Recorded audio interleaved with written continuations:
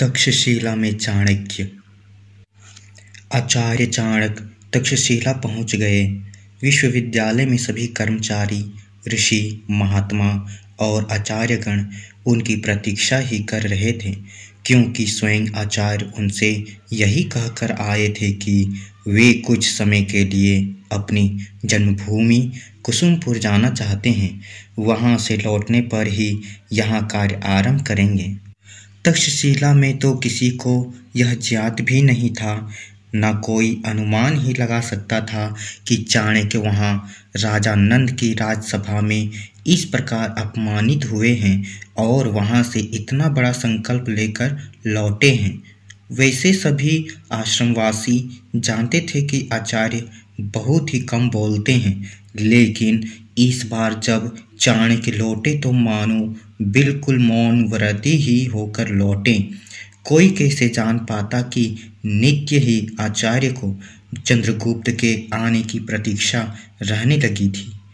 उन्हें इस बात का पूरा विश्वास था कि चंद्रगुप्त में जो आग है, जो उत्कट इच्छा है कुछ करने की, वह उसे वहाँ शांति से नहीं बैठने देगी और वह किसी न किसी प्रकार साधन कर ही लेगा।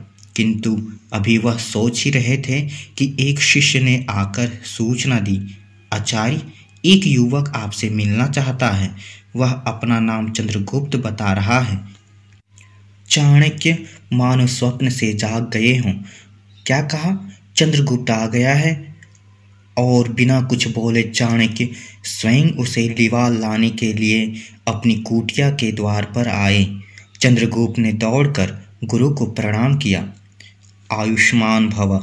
झुकते हुए चंद्रगुप्त को चाणक्य ने ऊपर उठाकर अपने सीने से लगा लिया।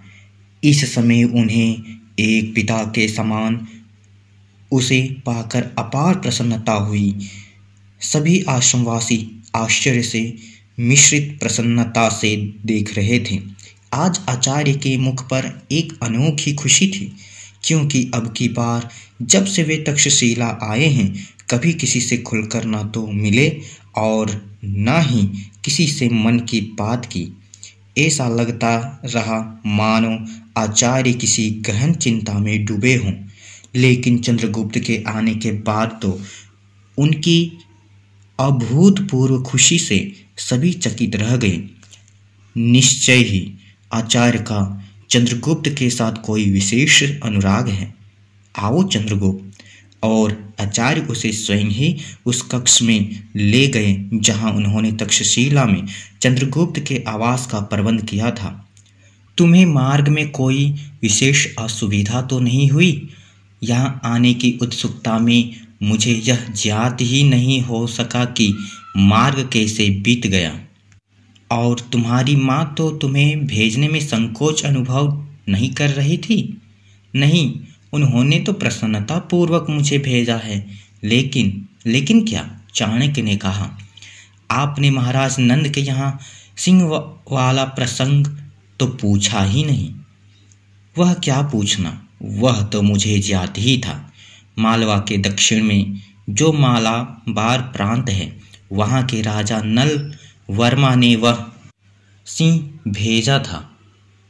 यह मुझे ज्ञात हो गया था, इसीलिए मैंने तुम्हें यह रहस्य बता दिया था। महाराज नंद की तो प्रतिष्ठा बच गई।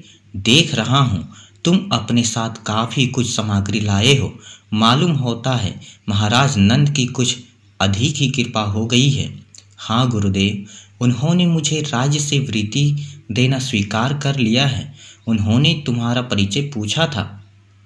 हाँ, किंतु मैंने कह दिया था मैं एक गरीब दुखियारी की एकमात्र संतान हूँ। यह सुनकर महाराज ने और कुछ नहीं पूछा। सच गुरुदेव, आपका दिया मंत्र बड़ा सहायक हुआ। अब मैं यहाँ आपके चरणों में रहकर शिक्षा ग्रहण कर सकता हूँ। चाणक्य ने अपने दूसरे शिष्य की ओर देखकर कहा, आओ सिंहरण। जी गुरुदेव। देखो चंद्रगुप्त, यह सिंहरण है। यह भी अभी नया है। तुम दोनों मित्रता कर लो, साथ साथ रहना है। और यहाँ गांधार नरेश का पुत्र राजकुमार आम्भिक भी शिक्षा ग्रहण कर रहा है। अच्छा गुरुदेव, किंतु ध्यान रहे उससे अधिक विवाद मत करना। वह अहंकारी और क्षुद्र बुद्धि वाला है। उसके पिता गांधार नरेश इस विश्वविद्यालय को काफी मात्रा में आर्थिक सहायता देते हैं, अतः उसके अहम को जगाने वाली कोई बात न कहना। वैसे वह मूर्ख है और अपने को यहाँ का सर्वे सर्वा समझता है। यदि तुम्हारी किसी भावना को उसकी किसी बात से ठेस पहुँचे तो उसे टाल दिया करना। अपना उद्देश्य पूरा करने के लिए मार्ग के व्यवधानों पर रुकना नहीं चाहिए, अन्यथा लक्ष्य तक नहीं पहुंच पाओगे। जैसी आज्ञा गुरुदेव। दोनों ही शिष्यों चंद्रगुप्त और सिंहरण ने आचार्य की शिक्षा को गांठ बांध लिया। अच्छा सिंहरण, तुम तनिक चंद्रगुप्त के लिए कुछ भोजन की व्यवस्था तो कर दो, यह इतनी दूर से चलकर आया है। जो आज्ञा गुरुदेव। सिंहरण के जाने के बाद आचार्य चाणक्य ने चंद्रगुप्त से कहा, देखो वत्स, तुम्हें इस समय एक बात का विशेष ध्यान रखना होगा कि यहाँ आश्रम में अभी तुम अपना परिचय केवल चंद्रगुप्त के नाम से दोगे और यह किसी को नहीं बताओगे कि तुम सेनापति मौर्य के पुत्र हो। ऐसा क्यों आचार्य? इसलिए कि तुम नंद के राज से वृत्ति ले रहे हो और हो सकता है कि अपने शत्रु का पुत्र जानकर नंद तुम्हारा कोई अनिष्ट कर दे। अतः जब तक पूरी तरह सक्षम नहीं हो जाते तब तक अपने रहस्य को तुम्हें किसी दूसरे व्यक्ति पर प्रकट नहीं करना है। ऐसा ही होगा गुरुदेव, आप निश्चिंत रहें। चाणक्य चले गए। चंद्रगुप्त विधिवत तक्षशिला विश्वविद्यालय में विद्याध्ययन करने लगे। तक्षशिला का विद्यालय एक विशाल भवन में स्थित था। उसके उत्तरी भाग में पर्वत श्रृंखलाएं थीं। समीप में शीतल जल वाली नदी प्रवाहमान थी। विशाल चिनार के वृक्ष उसकी शोभा को बढ़ा रहे थे। सारा का सारा वातावरण बड़ा मनोहारी था। नित्य प्रति प्रातःकाल ईश्वर प्रार्थना, आराधना और उसके पश्चात विद्याध्ययन, अर्थ संचालन आदि अब उनका दैनिक कार्य हो गया। धीरे धीरे चंद्रगुप्त विद्या में पारंगत होता गया और फिर एक दिन आचार्य चाणक्य ने अपने शिष्यों से कहा, प्रिय शिष्यों, कुलपति ने मेरी प्रार्थना स्वीकार कर ली है। अब मैं तुम लोगों को केवल अर्थशास्त्र पढ़ाने के लिए ही रुका हूँ। इसके बाद मेरी गुरु दक्षिणा पूरी हो जाएगी और अब मैं विधिवत इस विश्वविद्यालय से कार्यमुक्त हो जाऊंगा। लेकिन आचार्य, हमें तो अपने राज्य की स्थिति को देखते हुए अर्थशास्त्र की अपेक्षा शस्त्र विद्या की शिक्षा की आवश्यकता है। हमें तो आप अस्त्र शस्त्रों में पारंगत कीजिएगा। तो फिर तुम मालव जाकर क्या करोगे? आचार्य ने सिंहरण से पूछा। हाँ आचार्य, अभी मैं मालव नहीं जाऊंगा। मुझे तो यहाँ रहकर ही तक्षशिला की राजनीति पर विशेष अध्ययन करना है। यह तो बड़ी प्रसन्नता की बात है। तुमने जो कहा है उसे व्यवहार में पूरा करना चाहता हूँ। अच्छा सिंहरण, यह बताओ, क्या तुम जानते हो कि इस प्रदेश में यवनों के दूत क्यों आए हैं?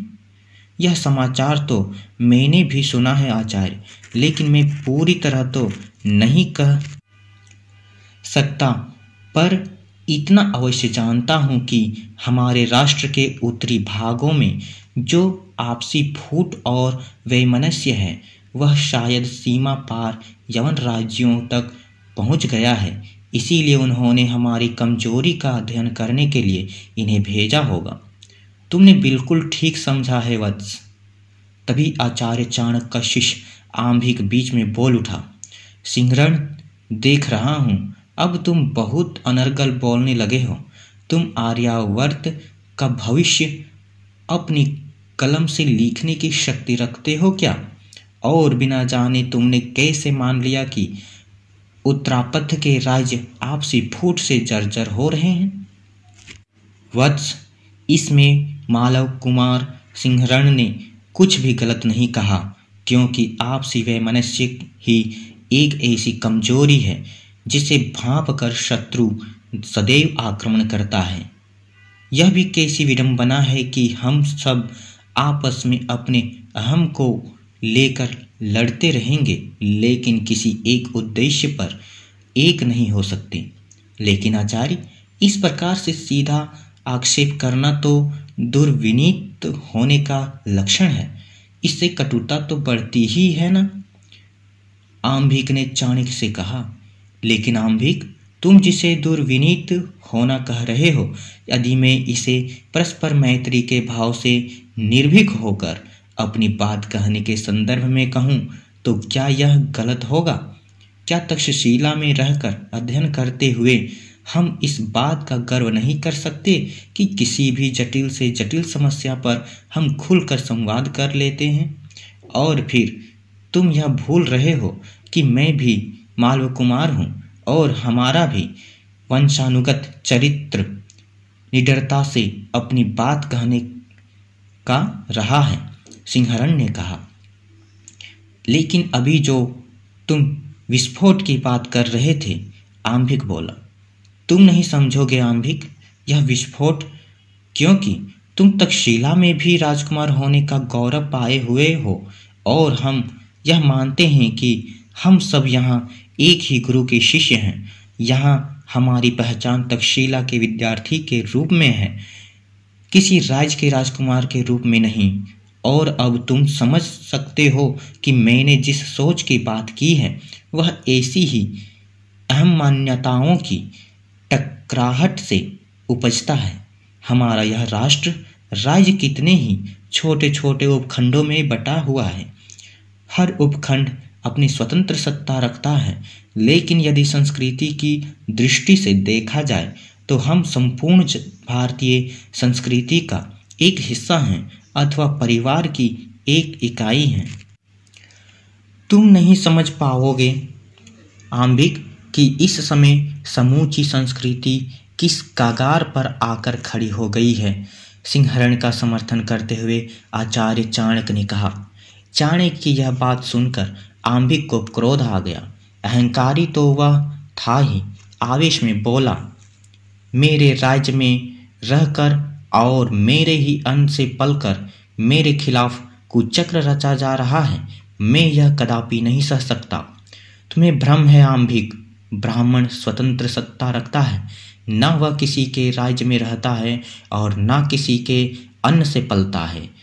उसमें खोने की शक्ति होती है, इसीलिए सामर्थ्यवान होकर भी वह अपनी इच्छा से माया को भी ठुकरा देता है और वह समाज के कल्याण के लिए अपने ज्ञान से दूसरों को प्रकाशित करता है।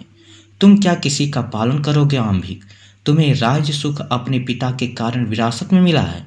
तुमने कष्ट नहीं सहे हैं और जब छोटे से सत्य को स्वीकार करने में इतना संकोच कर रहे हो कि आवेश में आकर अपना विवेक ही खो बैठे हो, तो राजा बनने में तुम प्रजा का क्या हित करोगे? तुम्हें बालपन से मैं जानता हूं, तुम में एक उदंड राजकुमार सदैव विद्यमान रहा है। तुमने इस आश्रम में शिक्षा अवश्य ग्रहण की है, किंतु तुम्हारा हृदय सदैव अपने आप को अपने सहपाठियों से बड़ा मानने का रहा है, इसीलिए संकीर्ण रहा है। तुम लोगों को विधिवत शिक्षा देने के बाद मैंने यह निश्चय किया है कि मैं अब इस दायित्व से मुक्त हो जाऊं, लेकिन कुलपति ने मुझे अभी रोक लिया है। मैं भी चाहता हूं कि मेरा अपना एक परिवार हो, मैं भी गृहस्थ होना चाहता हूं, किंतु मेरे सामने केवल सुख ही नहीं है, न मेरा अहंकार। व्यक्तिगत हितों के लिए तो मैंने कभी अपनी भावनाओं को महत्व नहीं दिया। हाँ, मेरी इच्छा अवश्य है कि संपूर्ण आर्यावर्त भारतीय परंपराओं का पोषण करते हुए प्रत्येक सामाजिक को खुली शुद्ध वायु दे सकूं, जहां सबको अपनी अपनी क्षमता अनुसार जीने का अधिकार हो। यह सब मिथ्या जाल है, केवल अपनी अहमान्यता सिद्ध करने का प्रयास है। तुम अविश्वासी हो रहे हो आम्भिक। यही कारण है कि म्लेच्छ यवन अपना राज्य बढ़ा रहे हैं और आर्य जाति पतन के उस कगार पर खड़ी है, जिसे अगर एक भी धक्का दे दिया जाए तो वह धाराशायी हो जाएगी। और आप इस धक्के का कुचक्र विद्यार्थी को समझा रहे हैं। मेरे धैर्य की परीक्षा मत लो आम्भिक, क्योंकि मैं अपनी शक्ति इतने छोटे विषय पर खर्च नहीं करना चाहता। चाणक्य ने बात का बुरा मानते हुए कहा, यह तुम क्या कह रहे हो आम्भिक? आचार्य से इस प्रकार बात करते हुए तुम्हें लज्जा नहीं आती? सिंहरण ने बीच में बोलते हुए कहा, भला सोचो, आश्रम में कुचक्र का क्या काम? कुचक्र तो राजनीति का विषय है, और राजनीति वह करते हैं जिनके हाथ में अधिकार होता है और जिन्हें अपने स्वार्थ में यवनों से भी मैत्री करने में संकोच नहीं होता, भले ही राष्ट्र की अस्मिता दांव पर लग जाए। तुम कहना क्या चाहते हो? आम्भिक ने कहा, मैं जो कुछ कहना चाहता हूँ वह मैंने कह दिया, और इससे अधिक मुझे कुछ नहीं कहना है। तुम्हें बताना होगा। यह तुम्हारा अनुरोध है या आदेश? क्यों? आम्भिक ने प्रश्न किया। इस पर सिंहरण ने कहा, अनुरोध मैं टाल सकता हूँ, क्योंकि उसके मानने की कोई बाध्यता नहीं होती, और आज्ञा गुरुकुल के भीतर केवल आचार्य के अधिकार क्षेत्र में आती है। तुम्हें आज्ञा देने का कोई अधिकार नहीं। आम्भिक के पास इस तर्क की कोई काट नहीं थी। आम्भिक को इस प्रकार हताश देखकर आचार्य चाणक्य मुस्कुरा भर देते हैं। सिंहरण ने रहस्योद्घाटन करते हुए कहा, जो व्यक्ति आक्रमणकारियों के द्वारा दिए गए धन ऐश्वर्य के बल पर प्रसन्न होकर राष्ट्र की शांति को, सुख और स्वतंत्रता को दांव पर लगाकर उत्तरापथ का द्वार शत्रु के लिए खोलने में सहायक हो सकता है, ऐसा व्यक्ति कहाँ विश्वास पात्र रहा? पूरे समाज के साथ कुचक्र तुम रच रहे हो या हम? ओफ, तुम कितना बढ़ चढ़कर बोल रहे हो। अरे कोई है, इस दुष्ट सिंहरण को बंदी बना लिया जाए। यह कहते हुए आम्भिक ने इधर उधर दृष्टि दौड़ाई। यह भी प्रयास कर लो आम्भिक। जो व्यक्ति शत्रु के सामने अपने हथियार डालकर केवल थोड़े से सुख के लिए स्वयं को बेच सकता है, वह किसी को बंदी बनाने का साहस कैसे कर सकता है? अभी इनमें यह गर्मागर्म विवाद चल ही रहा था कि तभी ऊपर से चंद्रगुप्त अचानक आ गया। उसने देखा आचार्य चाणक्य मन मन मुस्कुरा रहे थे और आम्भिक की तलवार मयान से बाहर है। यह देखकर चंद्रगुप्त ने कहा, यह क्या राजकुमार आम्भिक, क्या तुम्हारी तलवार को मयान में स्थान नहीं मिला जो अपनी सीमा तोड़कर बाहर आ गई? मयान में तो म्लेच्छ यवनों का दिया हुआ उत्कोच भर गया है, उसमें तलवार कहाँ समाएगी? मैं सब समझ गया हूँ। तुम सब कुचक्र में सम्मिलित हो। सिंहरण, तुम्हें जो मेरा अपमान करने का बदला अवश्य मिलेगा। चंद्रगुप्त ने बीच में शांति कराते हुए कहा, राजकुमार, क्यों एक पारिवारिक कलह को अनावश्यक विस्तार दे रहे हो? लेकिन आम्भिक पर चंद्रगुप्त के कथन का भी कोई प्रभाव नहीं पड़ा और उसने सिंहरण पर अपनी तलवार चला दी। इससे पहले कि वार सिंहरण पर पड़ता, चंद्रगुप्त ने बीच में ही उसके तलवार वाले हाथ को अपनी लंबी भुजाओं से रोककर उसकी कलाई पकड़ ली। आम्भिक कसमसाने लगा, लेकिन उसकी कलाई चंद्रगुप्त के हाथ से नहीं छूटी और उसकी तलवार एक ही झटके में नीचे आ गई। सिंहरण यह देख कर कहने लगा, छोड़ो चंद्रगुप्त, रहने दो। और भी आम्भिक को संबोधित करते हुए कहने लगा, जाओ राजकुमार आम्भिक, यहाँ कोई कुचक्र नहीं है। तुम अपने कुचक्रों से अपनी रक्षा स्वयं करो। और आम्भिक लज्जित हुआ आश्रम से चला जाता है। आचार्य चाणक्य को यह सब आश्चर्यचकित कर देने वाली एक घटना लगी। वह धीरे धीरे बढ़ते हुए चंद्रगुप्त के पास आए और कहने लगे, आज तुम्हारा पाठ समाप्त हो गया है चंद्रगुप्त। अब तुम्हारे लिए मेरी यही आज्ञा है कि तुम तक्षशिला छोड़ दो और सिंहरण तुम भी मालव लौट जाओ। अब इस समय यही उचित भी है, क्योंकि यहाँ रहकर अब अकारण रक्तपात से नहीं बचा जा सकेगा और यह नीति के विरुद्ध होगा। आचार्य, मैंने तो आपके द्वारा प्राप्त ज्ञान से यही समझा है कि आत्मसम्मान के लिए मर मिट जाना ही एक वीर पुरुष का धर्म है, और सिंहरण तो मेरा आत्मीय मित्र है, उसका मान मेरा मान है। जाओ वत्स, जाओ, लौट जाओ। आत्मसम्मान की परीक्षा के लिए भविष्य में बहुत अवसर मिलेंगे। सिंहरण, तुम मालव हो और तुम मागध हो चंद्रगुप्त, यही तुम्हारा मान का कारण है। लेकिन क्या मान सम्मान मात्र इतना मान लेने से ही पूरा हो जाता है?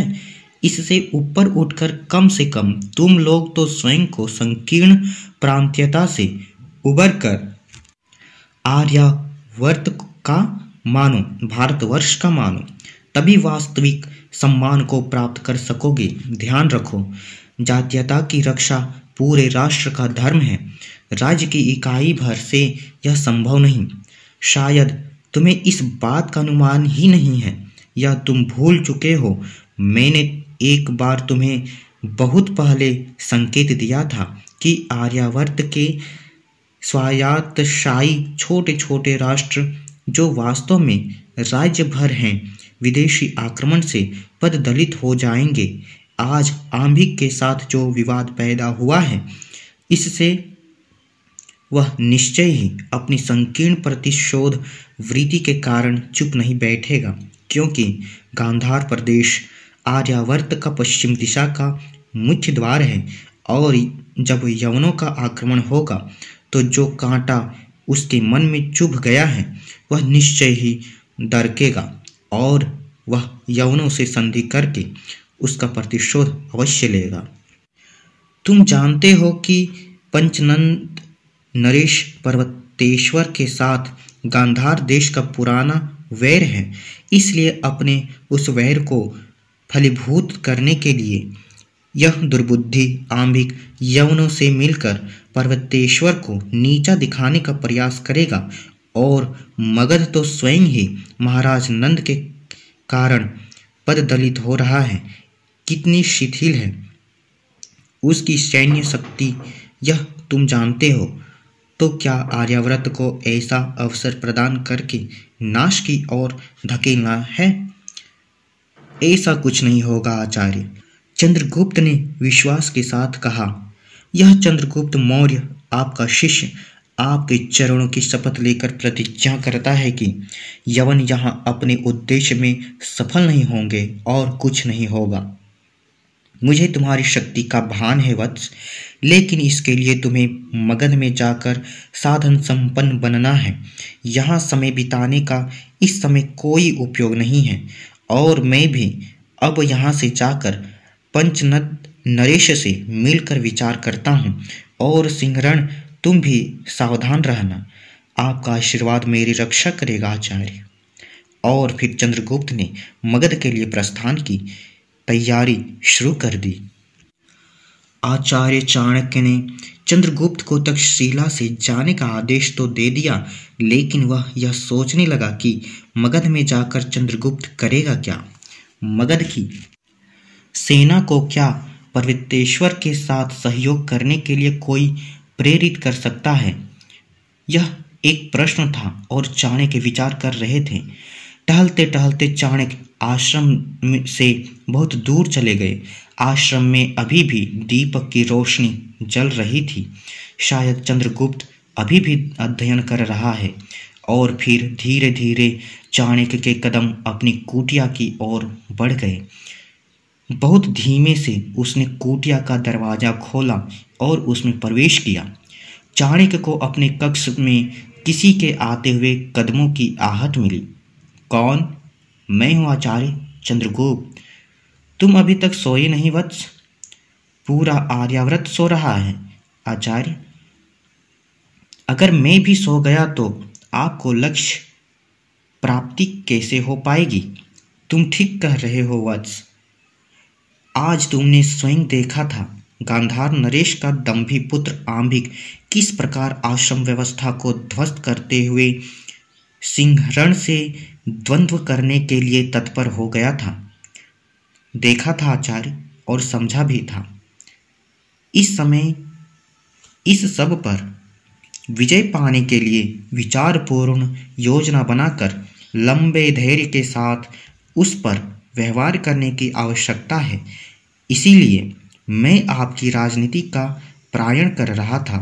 चाणक्य का मन आज कुछ उद्विग्न था। यह बातचीत करते हुए चंद्रगुप्त ने भी भांप लिया, और आचार्य जब संवाद नहीं करना चाहते तो तटस्थ हो जाते हैं। वह यह भी जानता था कि इसलिए इस समय उसने यही उचित समझा कि आचार्य को एकांत दिया जाए, और चंद्रगुप्त अपने कक्ष में लौट आया। दीपक की रोशनी को मध्यम करके आचार्य अपनी खटिया पर लेट गए। आज उनका मन दुविधा में था। एक तरफ आश्रम का आचार्यत्व उनका कर्तव्य मार्ग निश्चित करने की प्रेरणा दे रहा था, और दूसरी ओर सुवासिनी का संदर्भ उनके मन पर था और अपना एकाधिकार जमाना चाहता था। कहीं से एक किलकती सी आवाज आई, विष्णु तुम जा रहे हो? चलो अच्छा हुआ। अब मुझे तुम्हारे लिए अपने घर में तुम्हारे अध्ययन कक्ष की अड़चन ही नहीं पड़ेगी। अब मैं अपनी रसोई को बहुत बढ़िया बनाऊंगी। मेरा शयन कक्ष हवादार होगा। आंगन में छोटे छोटे फूल के पौधे लगाऊंगी। और फिर विष्णुगुप्त को चुप देखकर सुवासिनी ने स्वयं ही कहा, अरे तुम तो बुरा मान गए। अच्छा एक काम करते हैं, तुम कहीं से सीधी और मोटी लकड़ियां लाओ। मुझे कोई आवश्यकता नहीं। अब मैं तक्षशिला जा रहा हूँ। मैं वहीं अपने गुरुदेव के आश्रम में विद्याध्ययन करूँगा और ज्ञान प्राप्त करूँगा। तो तुम मेरे घर में नहीं रहोगे? पहले विद्याध्ययन कर लूँ, उसके बाद जीविका का साधन कर लूँ, तब तुम्हारे प्रस्ताव पर विचार करूँगा। और फिर अब तो तुम महाराज नंद के यहाँ बड़े बड़े भवनों में रहोगी। चलहट मेरे पिताजी रहेंगे। मैं तो कुसुमपुर में ही रहूँगी जहाँ तुम रहोगे। क्या पागलपन की बात है, चाणक्य सोच रहा था। कहाँ कहाँ से ये बातें दिमाग में आ रही हैं। आज मन संयत नहीं है। जब मैं तक्षशिला आ रहा था तब सुवासिनी थी कहाँ? वह तो पाटलिपुत्र में थी, यानी स्वप्न में भी मैं स्वप्न देख रहा हूँ। हाँ ठीक ही तो है। जिस दिन मैं तक्षशिला आ रहा था माँ कितना खुश थी। यह मैं क्या कह गया? माँ नहीं, पिता खुश थे, क्योंकि उनका पुत्र राजकोष के बल पर तक्षशिला विश्वविद्यालय का विद्यार्थी होकर जा रहा था, जहाँ वह वेद वेदांगों का अध्ययन करेगा। माँ तो अपने आंचल से आंसू पोंछती हुई बार बार इधर उधर घूम रही थी, और मैं बार बार दरवाजे की ओर देख रहा था। कोई आएगा। नन्हे नन्हे पैरों से चलता, हाथ हिलाता मेरा मीत, मेरी सुवासिनी नहीं आई, और मैं अपने ही मन में कल्पना कर रहा था कि वह आई है। अरे विष्णु तुम जा रहे हो? लो यह अपना हवन कुंड ले जाओ मेरे घर में। यह अच्छा नहीं लगता। और मैं हंस पड़ा। मेरा अचेतन मन मुझसे अटक लिया खेल रहा है। तब कोई भी नहीं था मेरे पास। बचपन की एक नोक-झोंक भरी सुगंध थी मेरे चारों तरफ, और मैं सारे रास्ते दरवाजे पर खड़ी सुवासिनी की झलक अपने मन पर अंकित किए चला गया। मैं तक्षशिला चला आया और मेरा बचपन यहीं कुसुमपुर में छूट गया। चाणक्य अभी भी उसी स्वप्निल अंधेरे में भटक रहे थे। उनके आसपास न आश्रम था और न वे तक्षशिला में थे। वे कुसुमपुर में थे और यह यात्रा चाणक्य ने स्वप्न में पूरी की थी। अतीत कितना चमत्कारी है। जो यात्रा करने के लिए साक्षात कई दिन लगते हैं, वह कल्पना में जब उभरता है तो पल भर में ही यहाँ से वहाँ होता हुआ सारे घटनाक्रम को उलट कर रख देता है।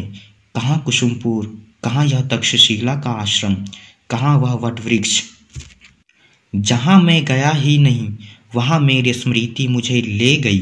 अभी अभी मेरे पास से सिर्फ चंद्रगुप्त गया है और मैं पीपल के वृक्ष के नीचे से उठकर यहाँ तक आया हूँ। रात्रि का दूसरा पहर बीतने को है और मुझे नींद नहीं आ रही। पिछली बार जब वह कुसुमपुर गया था तो अचानक उसे यह समाचार मिला था कि महामंत्री शक्टार को महाराज नंद ने अपदस्थ कर दिया, सेनापति मौर्य को बंदी बना लिया है। और क्योंकि उसके पिता को ब्रह्मवृत्ति महाराज नंद ने महामंत्री शक्टार का मित्र होने के कारण दी थी, अतः उसे भी बंद कर दिया। और वे क्योंकि चणी पुत्र थे, इसलिए उनकी छात्रवृत्ति भी वे बंद कर देते। लेकिन क्योंकि छात्रवृत्ति का पूरा धन महाराज ने पहले ही पिता को दे दिया था, इसलिए उस पर उनके कोप का कोई प्रभाव नहीं पड़ा। शक्टार परिवार सहित काल कोठरी में बंद कर दिए गए हैं और जब से उन पर यह विपत्ति आई, कोई नहीं जानता कि वे कहाँ हैं। सेनापति मौर्य कारागार के शिखचों के भीतर यातना सहने के लिए बाध्य थे। केवल उसके पिता मुक्त थे। वह मुक्ति भी कैसी मुक्ति थी। वृत्ति छोड़ी, कुसुमपुर भी छूट गया। एक ब्राह्मण अपरिचित गांव में कैसे जीवन यापन कर सकता है, इसका अनुमान वही लगा सकता है जिसने यह जीवन जिया है। चाणक्य ने अपनी माँ की आंखों में इस मिलन पर आंसू नहीं देखे थे। एक ठंडापन देखा था, निराशा देखी थी, भय और कंपन देखा था। उसके मुंह से कोई स्वर नहीं निकलता था। निरीह आंखें केवल आकाश को तकती थीं। कुछ दिन तो हमने भी जीवन का सुख भोगा ही था। भले ही राज प्रसादों में नहीं रहे, लेकिन कुछ समय के लिए तो यह अनुभव अवश्य किया कि हम विपन्न नहीं हैं। और जब कुसुमपुर से लौटते हुए मैंने पूरे गांव की ही दुर्दशा देखी तो मन आहत हो उठा। महाराज नंद ने कितने ही धर्मात्माओं और ईमानदार सेवकों और निष्ठावान सहयोगों को अपने अहंकार का शिकार बनाया। इसका क्या उपाय हो सकता है? धीरे धीरे उपाय सोचते सोचते आचार्य चाणक्य को नींद आ गई।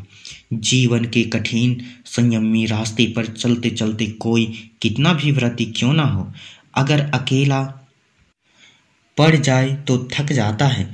लेकिन मैं अकेला नहीं हूँ। सिंहरण मेरे साथ है। मालव का हुआ तो क्या हुआ, चंद्रगुप्त मेरे साथ है, वह तो मगध का है। मगध और मालव का क्या भेद? जब प्रश्न राष्ट्रीय एकता का हो, आर्यावर्त के लिए मालव भी संकुचित दृष्टि नहीं अपनाएगा।